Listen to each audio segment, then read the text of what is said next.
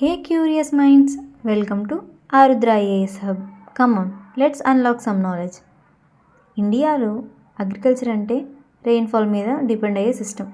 కానీ రెయిన్ఫాల్ అన్స్టేబుల్గా ఉన్న కంట్రీలో అగ్రికల్చర్ని స్టేబుల్గా నడపాలి అంటే ఇరిగేషన్ చాలా ఇంపార్టెంట్. సో ఇవాళ మనం చెప్పుకునే టాపిక్ ఇరిగేషన్ మెథడ్స్. అసలు ఇరిగేషన్ అంటే ఏంటి?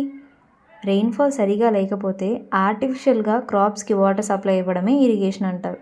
ఇరిగేషన్ ఎందుకు ఇంపార్టెంట్ అంటే క్రాప్ గ్రోత్కి కంటిన్యూస్గా ఉండడానికి, మల్టిపుల్ క్రాపింగ్ని పాసిబుల్ చేయడానికి, డ్రాట్ని ఎఫెక్ట్ అయ్యేలా చేయకుండా ఉండడానికి, food security and yield increase కోసం ఇరిగేషన్ అనేది చాలా ఇంపార్టెంట్ అనమాట. ఇప్పుడు ఇరిగేషన్ని సైంటిఫిక్గా ఎలా క్లాసిఫై చేశారో చూద్దాం.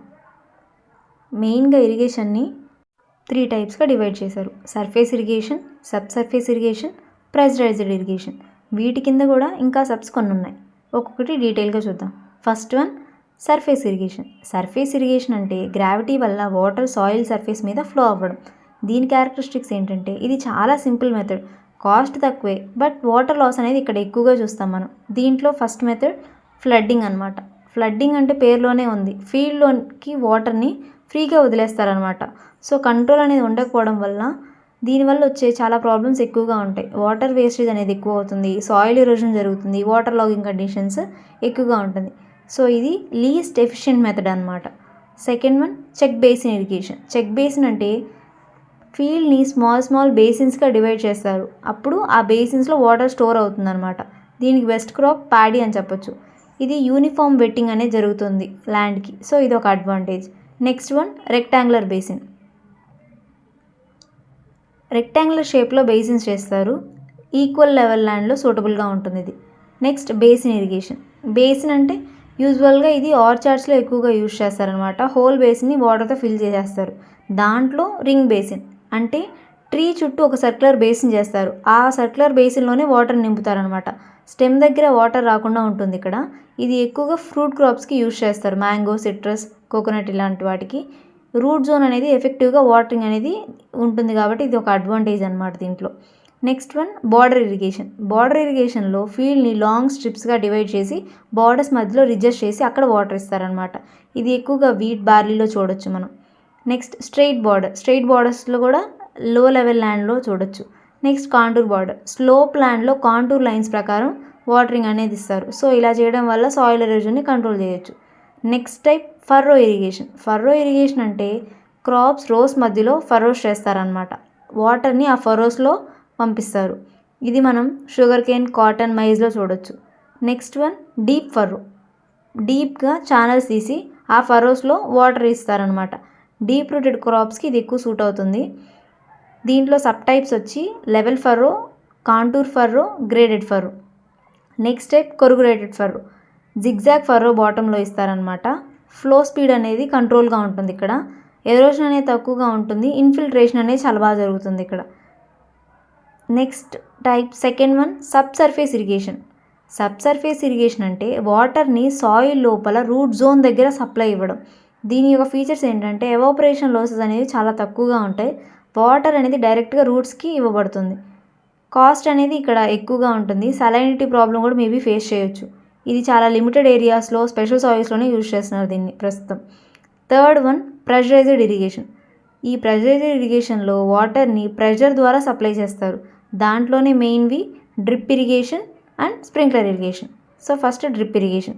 డ్రిప్ ఇరిగేషన్ అంటే వాటర్ని డ్రాప్ బై డ్రాప్గా రూట్ జోన్ దగ్గర ఇస్తారనమాట. దీంట్లో ఫస్ట్ది సర్ఫేస్ డ్రిప్. సర్ఫేస్ డ్రిప్ అంటే పైప్ సాయిల్ మీద ఎమిటర్స్ ద్వారా వాటర్ని ఇస్తారనమాట. Second one sub surface drip. Pipe soil లోపల ఇస్తారు. 15 to 30 సెంటీమీటర్స్ ఉంటాయి ఇవి.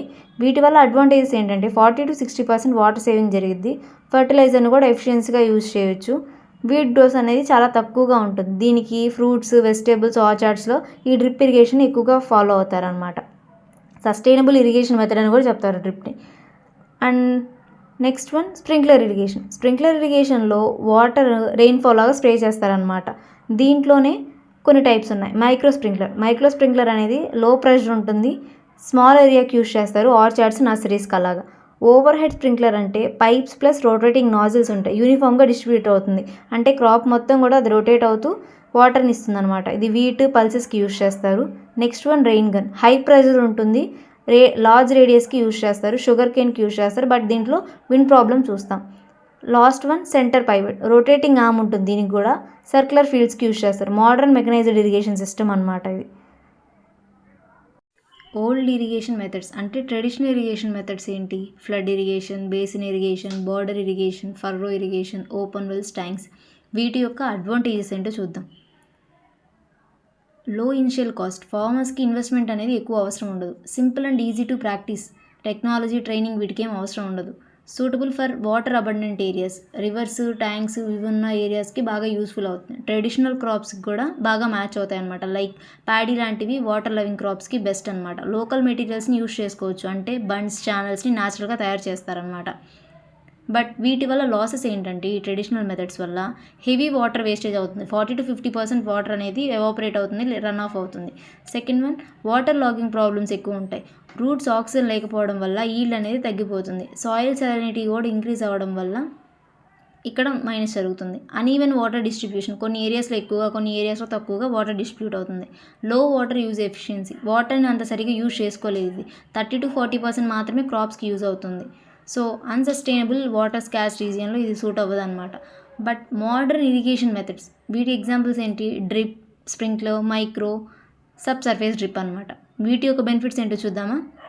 హై వాటర్ యూజ్ ఎఫిషియన్సీ, అంటే డ్రిప్ ఇరిగేషన్లో 90-90% వాటర్ని ఎఫిషియెంట్గా యూజ్ చేసుకోవచ్చు అనమాట. సో వాటర్ లాస్ అనేది చాలా తక్కువ ఉంటుంది ఇక్కడ. హ్యూజ్ వాటర్ సేవింగ్, 40-60% వాటర్ అనేది సేవ్ అవుతుంది. Uniform water distribution, route zone దగ్గర మాత్రమే డైరెక్ట్గా వాటర్ పడుతుంది. వీడ్ గ్రోత్ అనేది కూడా చాలా తక్కువ ఉంటుందన్నమాట. ఫర్టిలైజర్ని సరిగా ఎఫిషియెంట్గా యూజ్ చేసుకోవచ్చు. ఫర్టిగేషన్ అనే ప్రాసెస్ ఉంటుంది దీంట్లోనే, అంటే ఫర్టిలైజర్స్ని వాటర్తో పాటు ఇవ్వడాన్ని ఫర్టిగేషన్ అంటారు. సో ఇక్కడ న్యూట్రియంట్స్ కూడా సరిగా అందుతాయి. Suitable for dry and drought prone areas, arid and semi arid రీజన్స్కి ఇది చాలా best method. Next, higher yield and quality, crop stress తగ్గించి ప్రొడక్టివిటీని మనం ఇంక్రీజ్ చేయొచ్చు. బట్ ఈ మోడర్న్ టెక్నాలజీ వల్ల వచ్చే లాసెస్ ఏంటంటే disadvantages, high initial cost, pipes, pumps, filters ఇవన్నీ చాలా కాస్ట్లీ ఉంటాయి. టెక్నికల్ నాలెడ్జ్ ఖచ్చితంగా అవసరం ఉంటుంది. మెయింటైన్ చేయాలన్నా, ఆపరేట్ చేయాలన్నా ఇవంతా టెక్నికల్ నాలెడ్జ్ ఉండాలి.